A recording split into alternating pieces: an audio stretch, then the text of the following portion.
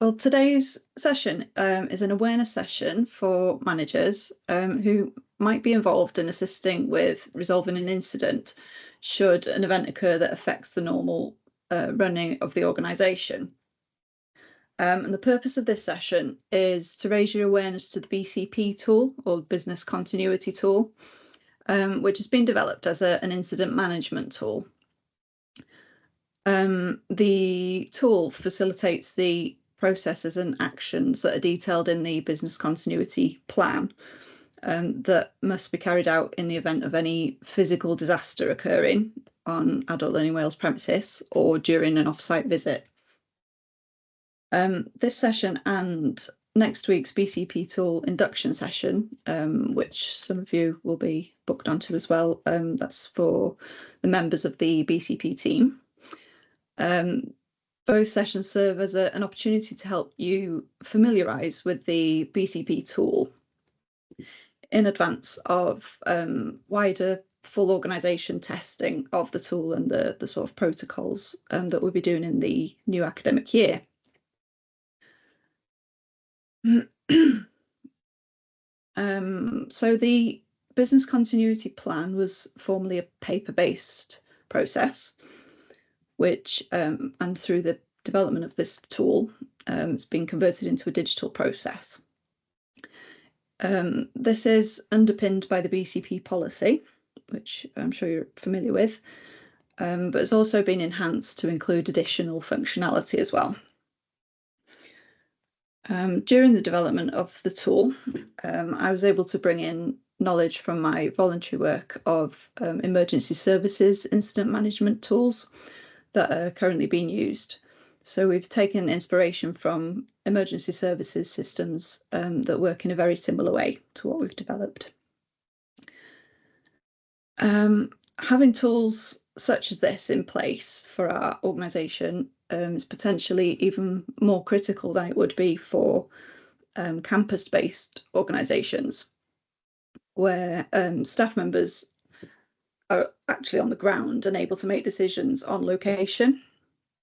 We're also aware that having robust systems is even more crucial for our organisation for that reason.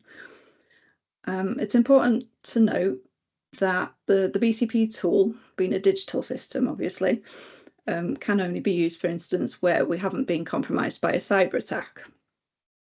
However, we see this tool working effectively for the vast majority of potential incident scenarios. In the event of an incident that prevents us from using the tool, we'll revert to the wider crisis management toolkit, which is currently in development. Work's ongoing to develop other redundant systems and processes that will backfill this if the BCP tool isn't available. This will include things like the crisis communication plan and the localised response plans, which form part of the wider crisis management toolkit.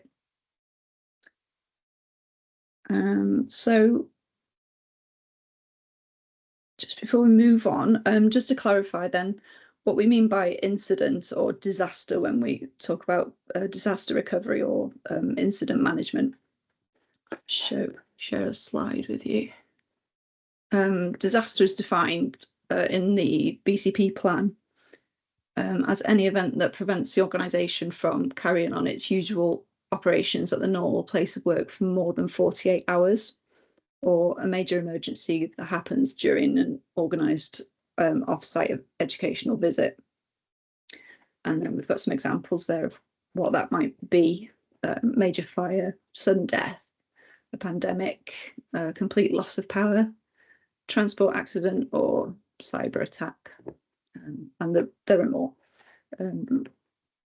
Okay. So that's the sort of background to the BCP tool and what we're going to show you today. And then just before I pass you over to Luke, who's going to demonstrate the tool and give you a sort of overview of its features and functions and what it can do. I'll just walk you through the initial incident reporting process. So this part of the process would be, hopefully that's sharing.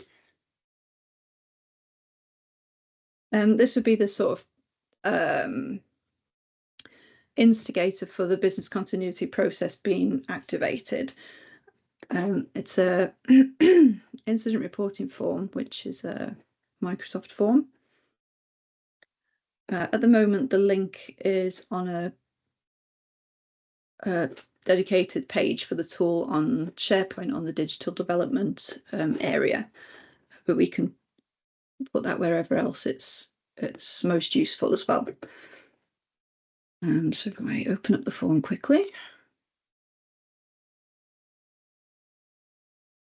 So this is the incident reporting form, which any member of staff can access and submit a report if an incident happens. So it's quite short form. It just asks for a sort of headline of what's happened, what the incident is, when has it happened, select a date,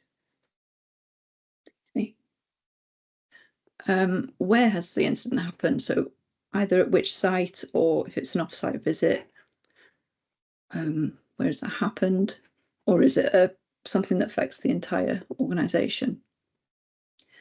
And then asks you to choose a severity level, which is just an estimate really. If it's critical, then it's something that's going to have a massive impact on the normal running of the organisation, and potentially there might be risk to life for whatever reason, depending on what type of incident it is. And then down to a low severity, which there wouldn't be any risk to life, and it would have a sort of small impact on the overall running of the organisation. And then it asks just for a short paragraph about what's happened. So hopefully we'd get as much information as possible in here about what exactly it is that's happened, what impact it's had. And then a contact number for whoever's filling in the form. It does capture email address, so it will be clear who's submitting it, so that if the business continuity coordinator, whoever is coordinating the incident, needs any additional information from what's in this box and what's been entered here, then they can get in touch and ask for some more information or clarity if it's not quite clear what's happened. And then when this is submitted, the details automatically go through to the business continuity tool, and all of the members of the business continuity team receive an email as well, notifying them that an incident's been reported, so that they can review that on the tool. And then they would make the decision whether that is a BCP incident or not, whether or not it needs escalating. Sarah, could I just ask a question here? Yeah, of course. Obviously, we've got some other incident reporting forms and tools in place for things like health and safety, trips and falls, and safeguarding incidents and so on. The intention isn't that this would replace those, is it? No, so this not is at all. Specifically for incidents that might affect sort of business continuity. Then, Yeah. I think we may need to just work on some guidance around when this form is appropriate compared to the other forms that we have in place. Yeah, of course. Yeah, this would just be for something that is going to affect the entire sort of running of the organisation, or a significant part of it for any length of time. Thank you. It's okay. Okay, so I will pass you over to Luke now, if that's okay, Luke. Okay. And he'll Thank you very much. Give you a walk around the tool itself. So what I'm going to be doing is just giving you an overview, just making you aware of what the tool does, not going into too heavily about how it works. That'll be available next week when we go into more details about how it all functions and all that sort of thing. So we've made the BCP tool on Microsoft Power Apps, which is part of the Microsoft ecosystem. So that means that The tool is hostable on Teams, so it's really easily accessible. You can use single sign-on to access the tool as well. So it's all done through your 365 account. Hopefully, going through this is it's not too much of an overload. I'll try and talk not too much, but not too little. Try and find somewhere in between. And assuming not all of you will be using this anyway, but I'll try and go through some of it and go through chronologically how it works, and so you get a better idea of what members of the BCP team will be using and what will be fed back to you, and kind of what you'll be seeing in the teams that you're a part of. Okay, so just to begin, I'll just go through some of the building blocks. So the intent behind the tool is to, was and is to have it be modular, so everything kind of links together nice and cohesively, really accessible for everyone. When a disaster does happen, you come into this tool, everything's really easy to find, and you can click along, and the right teams, the right people, the right steps to resolve the incident are all in a really handy place, and then we roll forward and start just resolving it and get it to a close. So if I start here, just in the middle of the screen, I know there's a lot of buttons, but in the middle we've got instant building blocks, and these are the modular things I was just talking about. So what these do is they feed into each other, and then eventually they feed into the incident when you're making the incident. But I'll just start nice and simple with the tasks. All of these building blocks are very editable. You can add and remove, change them as you wish. So they're not all stapled in. You can do whatever you want with them if you are using the tool. But I know realistically, you probably won't be using these building blocks at all, apart from just to form the instant itself. So the tasks that you're seeing right here, they very diverse. They go from contacting emergency services to, well, if you scroll down, logging incidents, informing admin staff, just anything that you can think of that might be necessary when a disaster happens. It's all listed in this big long list of tasks that we've created, and they've all come straight from the BCP document plan that we've been working from to create this tool. Like I say, really easy to edit. You go through, you select an urgency for the task. Then this is the only place you need to worry about setting the urgency and the description of it. You can remove them, add them nice and easily, and then all of this is dealt with you past this step. And just to kind of give you a better idea of how these work cohesively together, I'll go into the task lists just to show you. Apologies if I'm talking too quickly. Just a lot of this isn't super important, but just so you get a better idea, hopefully.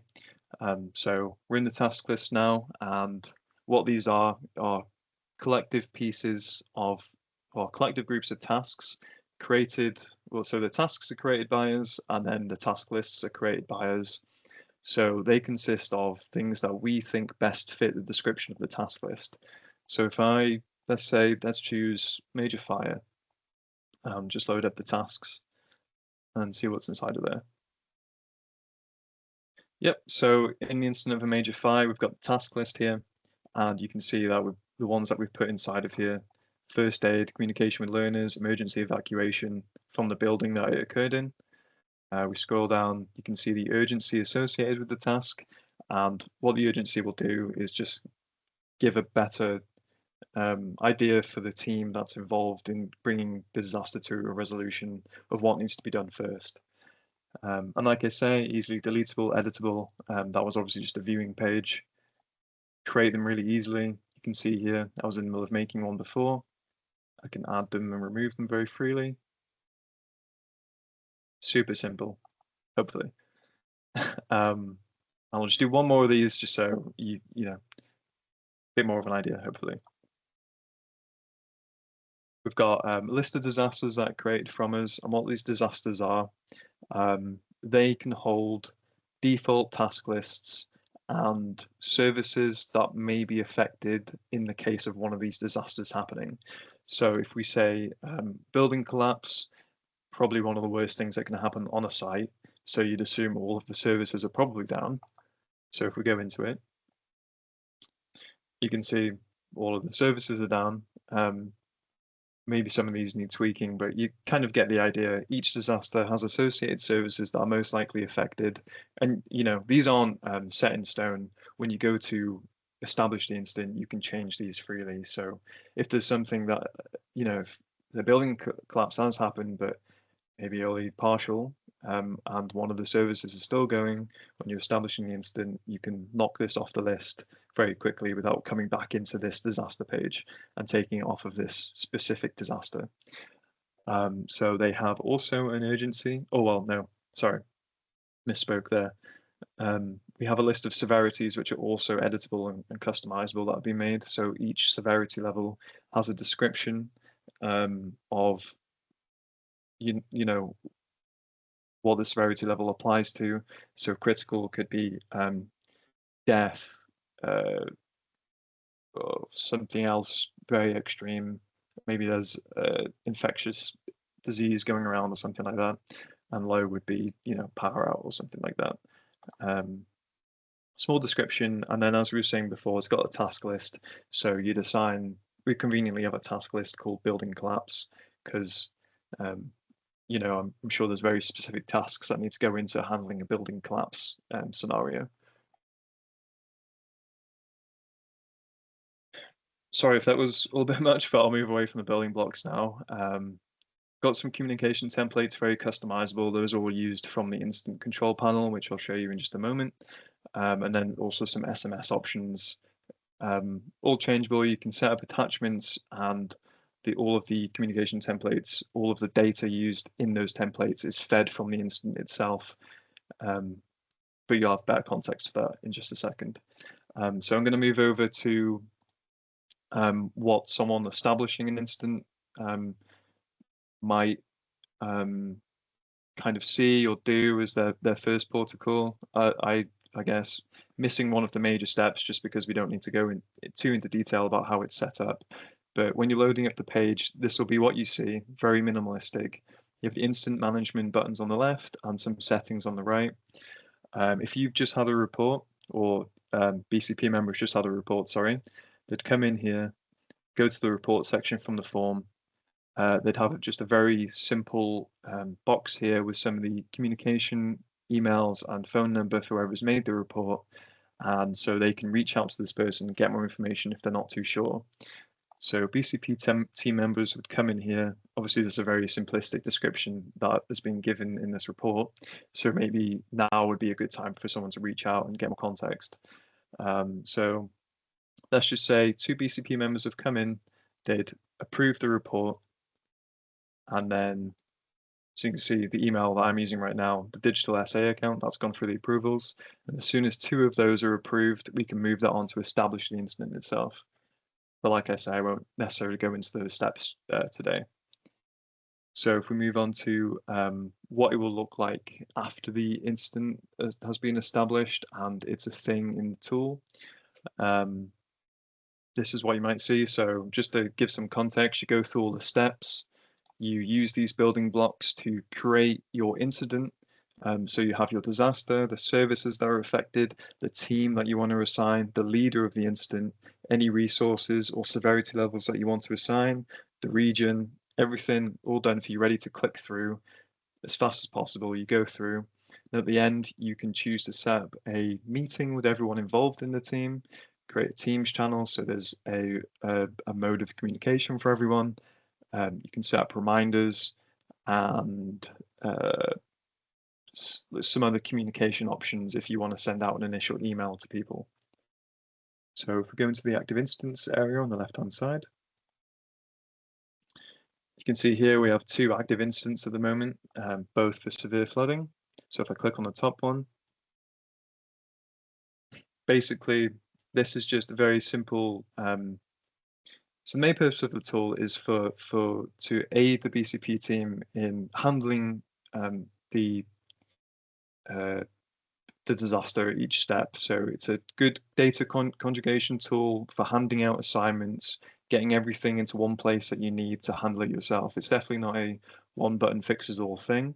So the leader will come into this page, and when anything develops, There'd be ticking things off, assigning things, creating logs, so everything is archivable. So in the future, when it is resolved, we can come back and look through exactly what's happened. And hopefully, because we have this system and it's all kind of structured in a way, and things are fed back into that Teams channel I was talking about earlier, that is made on the incident creation process. You know, all around this communication from the person leading it, they have all the information they need, and so does the team because of that. So I'll just go through what some of the buttons do now, just so you have a better idea. So this is just some of the initial information that was put into the tool itself. So you can see who's reported it, you know, just for archiving purposes. Like, you don't necessarily need to use this too much, but all the information that was fed into the tool itself when they were establishing the incident to begin with. If we go down to the manage tasks, so you see here, we've got all of the tasks that have been assigned to this incident, this particular incident. So you might remember that the disaster had a default assigned task list. So the tool, when you're creating an incident, it isn't just restricted to that one task list. You can combine task lists or task lists which are associated with severity levels, and they'll all come together, conjugate, and create one big task list for people to do. So the task leader would come in here, they'd knock some of these off, they'd say who's done it. Usually you'd put an email in here, but I'll just do my name for now. This will be logged. So this message will be pushed into the Teams channel and logged into the tool itself, into the Azure database. So all of this information is still tracked. If you wanted to come in here and assign someone the task, you just do here, you put in their email or their name again, and then it'll push a message into the Teams channel with the name of the task that they've been assigned, and then they'd cross-reference what needs to be done. And then when the incident is done, they'd use the Teams channel to communicate back with the leader, let them know it's done. Leader would come back in, tick it off. So like I say, it's not a one-button solution. There's still a bit of manual labor. It's just all about data conjugation and just making sure everything's recorded and in one place, and just hopefully speed up that resolution process. So move on to services quickly. So as I was saying before, some of the services that might be affected, this is one of the building blocks I didn't go over, but these are all specific building blocks which have been associated with this task as potentially affected. So as soon as the team leader knows that they're operational again, they just flick it on, and then the date, time which it came operational again, all recorded. And then, like I say again, it would send a little message into the Teams channel. And also you can see on the right hand side, this has been slowly populating as I've been ticking them off, because it's just another way of just recording any changes made by the leader inside of the incident itself.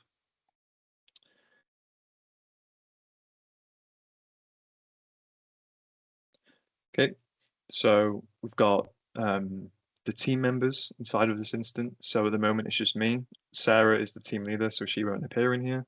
But basically, the leader can come in here, easily remove or add people into the team. They'll automatically get added into the Teams channel and invited to the meeting.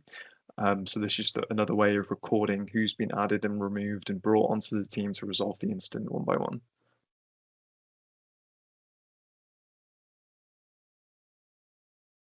Another thing, so if you need like a bit more customizable logs, like you want to have a, you want to record a statement or something about it, something's happened which doesn't quite fit in with any of the other buttons or features that we have, you'd come in here, write whatever you want to write, publish it, and then you have that option to push it to the Teams channel or just publish it to the instance, so we have that archived in the future.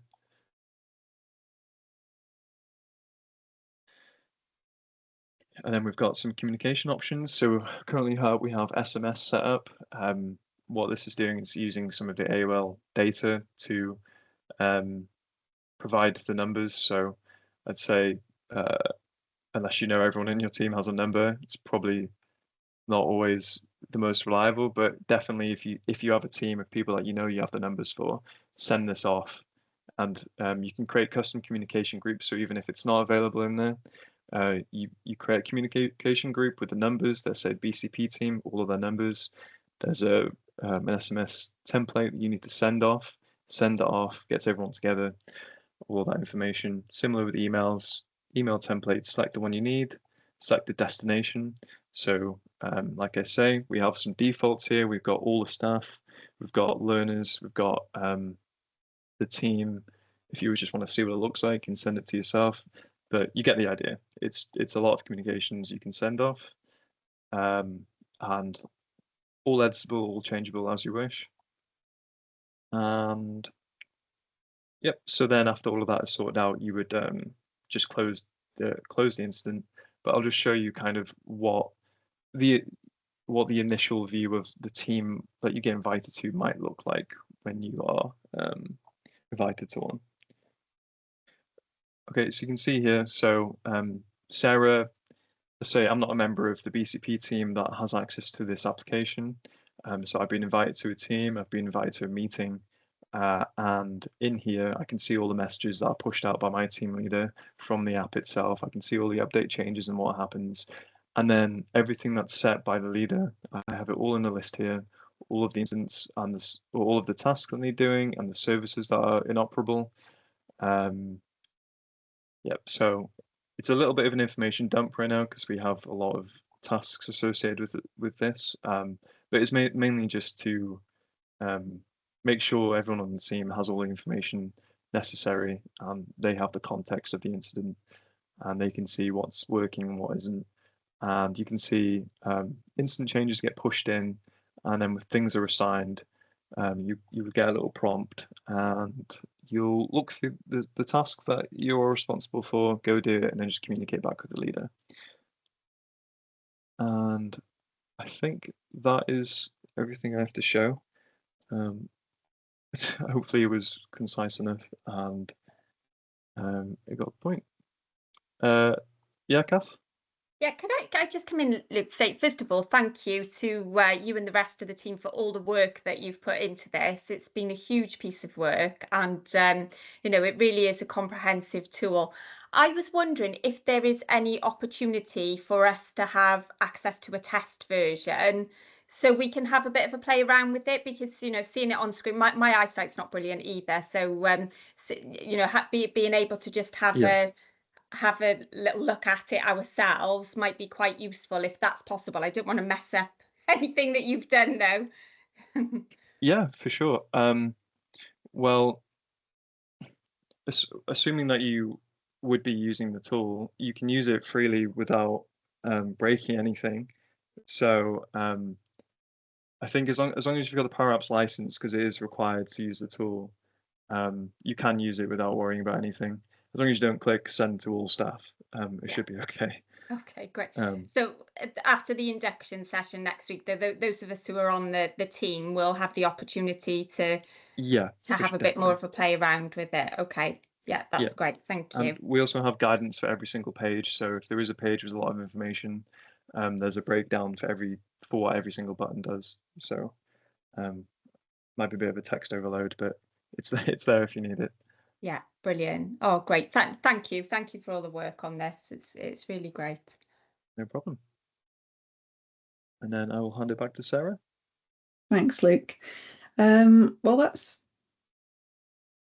mostly everything we needed to show you today. Just an overview of the tool itself, the initial reporting process, and a bit of an explanation of sort of how that all fits in with the business continuity plan. So if anybody's got any questions, we'll happily try and answer those for you. Yeah, say, is the session... Sorry, I've jumped in. I'll put my hand up. I do apologise, Michelle. Go with that look. Oh, I only get that look from my wife. No. The session next week, is it the same session you've just run, or is it a continuation? It's a continuation, yeah. So this session's repeated this Friday, and then next week's session is more of a practical how to use where you've got the option platform. to. Is it the that's it. Right. Fab. Yeah. Okay. Who else had a hand up? Alex? Yeah, thank you, Sarah. I was just asking really, just in terms of timeframes, and if you're in a critical situation, so you're that person, the building's on fire, you might not be able to report this straight away. So is there you might not be able to answer this directly, but is there a time frame where this has got to be done? Because the circumstances might lead you to do it a couple of hours after something's happened, if you're stuck in that situation. Mm-hmm. I don't think there's any mention in the policy that we've sort of used as the framework that of any time frame. But yeah, I appreciate you're going to be phoning the fire or police or whatever it is first, and making sure everybody's getting away from the situation. I'm not sure. We could look to sort of work out what that kind of time frame should be, but at the moment, no, there's not a time frame specified. We have the resolution date on the incident, but not when it needs to be reported by, I think. But... yeah. I think it's within 5 days, I think, that the resolution date for the incident to be resolved by. Michelle, do you have a question? Oh yeah, hi Luke, hi Sarah, thanks. Agree with Kath, it is a massive undertaking, so yeah, appreciate all your work on this. Can you just remind me how I get to it? I'm on the digital development area. Oh, I think I might still have the page hidden at the moment, sorry. I can give you the direct link though. Okie dokie. Will it be under the digital tools bit then, or will it be just on the home page? I think we'll probably link it on the home page. Okay, so thank you. Yeah, to make it as accessible as possible. I'll get the direct link for that, and I'll put it into the chat. Perfect. Okay. Any other questions from anybody? Sorry, just another one from me, both. And apologies if you've already mentioned this. When are we kind of going live with it? And as in, like, when's the expectation that we'll be, well, hopefully not going to use it, but obviously if anything does occur, yeah. Well, we're planning to do some testing of it in the new academic year. Yeah. I'm not sure on exact dates at the moment, but hopefully early in the September time. So as soon as we've done that and everybody's familiar with how the process is done, and then we can launch it. Brilliant, thank you. Hopefully this link works. So we'll look more at what we've got on the this page in the next session, because it's mostly relevant to those of you who are in the BCP team and would be dealing directly with the tool. But there is also things like the business continuity plan Word document in there as well that you can access from there, and obviously the reporting form. Yeah. Okay. Well, if there's no other questions, then thank you for listening and taking the time to be here. And I hope it was useful. And if you're attending next week's session for the follow-on, then we'll see you then. Oh, dear. Okay. Cheers. Thank you. Thank you. Bye.